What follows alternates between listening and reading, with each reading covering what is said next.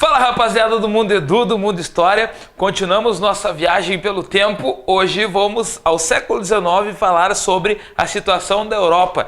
Taca-lhe pau! Taca-lhe pau, taca-lhe pau, taca-lhe pau!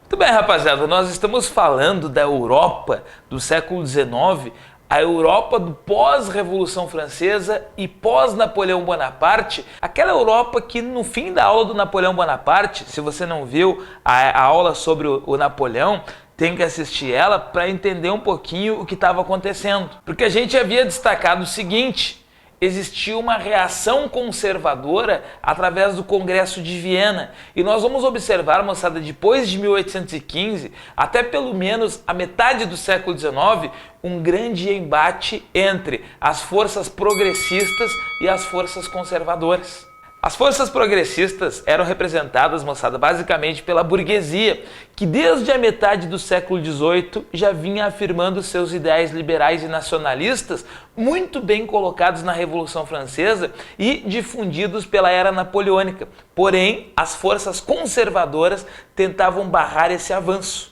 Aquela nobreza que se organizou no Congresso de Viena tentava manter o absolutismo, tentava manter os privilégios do antigo regime, e nós iríamos ver esse embate de forças até meados do século XIX. Eu posso adiantar para vocês que a burguesia triunfaria.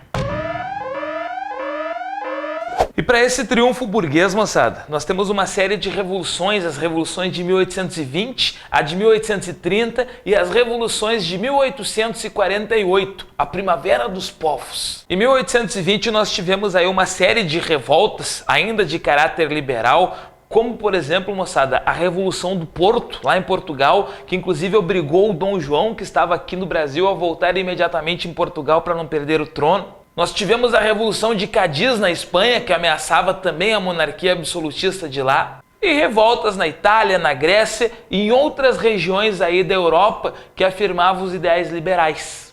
Em 1830, outra sequência de revoltas, com destaque para a França, né, rapaziada? Onde que depois da Revolução Francesa, Luís XVIII havia assumido, ele faleceu em 1824 e seu irmão Carlos X tentava reimplantar o absolutismo naquele país, e vem a Revolução de 1830 que vai derrubá-lo e colocar Luís Filipe, o rei burguês, no trono. Saco vocês, gente. Luís Filipe, o rei burguês, é quem vai iniciar o processo de colonização de África e de Ásia por parte dos franceses dentro do contexto do imperialismo. Enquanto isso, a Bélgica se separava da Holanda, a Itália e a Alemanha começavam também seus movimentos para depois fazer a unificação mais tarde. E com o avanço dos ideais liberais e nacionalistas pela Europa, em 1848 teríamos a Primavera dos Povos, uma série de revoluções que inclusive, moçada, vão ter incidência no Brasil com a Revolta da Praieira. Moçada, na Primavera dos Povos, a Áustria, a Polônia, a Itália, a Alemanha, a França, entre outros países, também estão se alvoroçando com os pensamentos liberais, nacionalistas e agora também socialistas. Na França, mais uma vez, derrubam um rei, Luís Filipe, que agora já não agradava mais alguns setores da burguesia, cai e é proclamada a Segunda República Francesa, e daqui a pouco, moçada, vai assumir o poder dessa Segunda República Francesa Luís Bonaparte, sobrinho de Napoleão. E em 1851, Luís Bonaparte vai se tornar Napoleão III, seguindo o exemplo do seu tio, dando um golpe e se transformando em imperador da França. Nessa época, rapaziada, se disseminavam cada vez mais os pensamentos liberais, a Alemanha e a Itália começavam as suas lutas nacionalistas pela unificação e surgiam os pensamentos socialistas, com destaque para 1848, a publicação do Manifesto Comunista de Karl Marx. Moçada, de certa maneira, o Manifesto Comunista de Karl Marx, propondo a evolução para o socialismo, já demonstrava também o avanço do capitalismo, porque Marx dizia que o capitalismo teria que ter avançado para nascer o socialismo. E Marx já estava propondo o socialismo com proletários de todos os povos univos. Por isso a gente considera, moçada, que até 1850, para colocar exatamente na metade do século XIX, a burguesia já estava tranquila e já estava dona do poder dentro da Europa. Também faz parte desse processo de uma Europa alvoroçada a unificação da Itália e, na sequência, a unificação da Alemanha. A Itália, moçada, que vinha desde o período medieval com a fragmentação, dividida ainda no período medieval em algumas repúblicas, alguns reinos independentes, algumas cidades separadas aí de tudo mais, alguns principados e os territórios do Papa, ela começa a ter um processo unificatório decisivo a partir do século XIX. Ao norte, o reino sardo-piemontês do imperador Vítor Emanuel II e seu ministro Conde Cavour começam a fazer um processo de unificação, sobretudo promovendo conflitos contra a Áustria para unir os italianos. O reino sardo-piemontês estava já em caminho de industrialização e se apresentava como o modelo para a unificação da Itália. Enquanto isso, no sul, Giuseppe Garibaldi e seus camisas vermelhas unificavam o reino das duas Sicílias e também começa um processo e uma luta para ter a unificação italiana. Ao norte, o reino sardo-piemontês e ao sul, as duas Sicílias, e acaba havendo uma confluência para a unificação que ocorre em 1861, quando Vítor Emanuel II é coroado rei da Itália. Alguns historiadores, entretanto, moçada, preferem a data de 1870, quando os italianos acabaram anexando, na verdade, o território de Roma e haviam anexado um pouco tempo antes Veneza. E aí estaria, de certa maneira, completo o processo de unificação italiana. Com um pequeno problema. O Papa se considerava um prisioneiro da Itália, porque ele dizia que seus territórios haviam sido tomados pela Itália e ele dizia que estava preso lá nos territórios romanos que ainda eram dele. Nascia a questão romana, gente, que durou de 1870 a 1929, o período em que o Papa se considerava um prisioneiro da Itália. Essa questão romana só vai ser resolvida pelo Mussolini quando ele criar em 1929 o Estado do Vaticano através do Tratado de Latrão.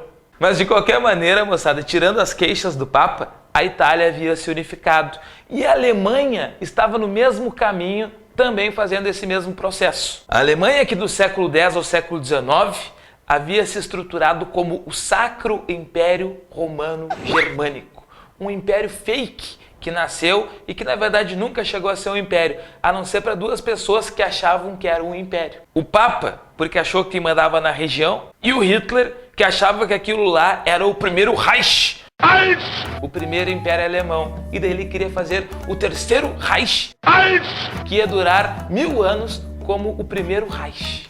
Mas era mentira do Hitler. Porque de verdade a Alemanha só formou um Reich, um império, em 1871, ao longo de toda uma série de processos do século XIX. Quem acabou, na verdade, com o Sacro Império foi o Napoleão, quando das guerras napoleônicas invadiu aquela região, e na época do Congresso de Viena foi estabelecida a Confederação Germânica. 39 países alemães faziam parte dessa confederação. O mais protuberante, o mais saliente e mais desenvolvido dos países era a Prússia, que começou a fazer um processo unificatório a partir aí de 1815 e principalmente a partir da criação da Zollverein. Gente, a Zollverein, a Liga Econômica dos Alemães.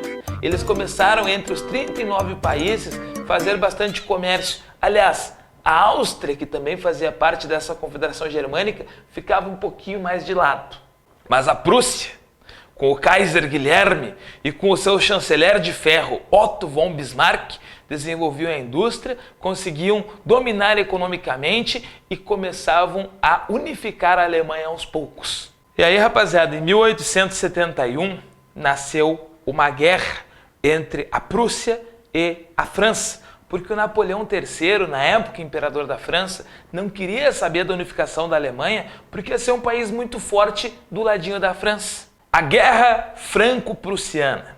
Rapaziada, ela foi uma guerra rápida, porque na verdade a Prússia aproveitou-se desse embate para unificar realmente os países, colocar os países alemães sob seu domínio e ainda foi lá derrotou o Napoleão III, derrubou o Napoleão III, tomou a Alsácia-Lorena, um território da França, humilhou a França derrotando o seu exército, unificou a Alemanha e ainda foi coroado como imperador da Alemanha, como Kaiser da Alemanha, dentro do próprio Palácio de Versalhes, para avacalhar de uma vez por todas com os franceses. A Alemanha fudeu com os franceses, gurizada. A França vai querer vingança e isso está nas raízes da Primeira Guerra Mundial, o revanchismo francês. E a Alemanha, com a via prussiana da unificação e com o processo de industrialização que estava ocorrendo, começava a se transformar numa das grandes potências econômicas da Europa, que ameaçaria inclusive os ingleses. E isto também está nas raízes da Primeira Guerra Mundial.